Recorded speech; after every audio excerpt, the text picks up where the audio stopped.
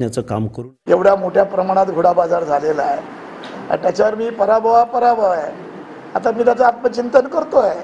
आज आता आमची सेंट्रल कमिटीची मीटिंग चालू आहे. तेवढ्यासाठी विजय झाला असला तरी आम्ही आत्मचिंतन करतो आणि पराभव झाला तरी आम्ही आत्मचिंतन करतो. तर त्याबाबत काय नाही, पुन्हा लढू, त्याच्यात काय फरक येत नाही आहे. पण महाराष्ट्राच्या राजकारणामध्ये या पद्धतीचं राजकारण नव्हतं. थोड्या प्रमाणात इकडे तिकडे लोक करायचे.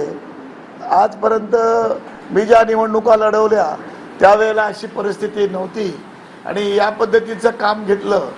ते हाऊस मागे ही दोन्ही हाऊस कोण ताब्यात घेईल हे आता जनतेने आणि मतदारांनी विचार करण्याची गोष्ट आहे असं मला वाटतं.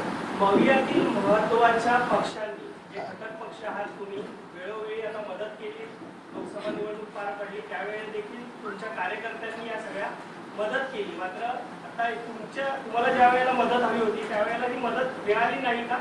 गरज सरो वैद्य मरो अशी परिस्थिती सध्या महाविकास आघाडीच्या नेत्यांनी केली आहे का? नाही, मी राष्ट्रवादीच्या 12 मतावर उभा होतो. त्यातलं एक मत फुटलं.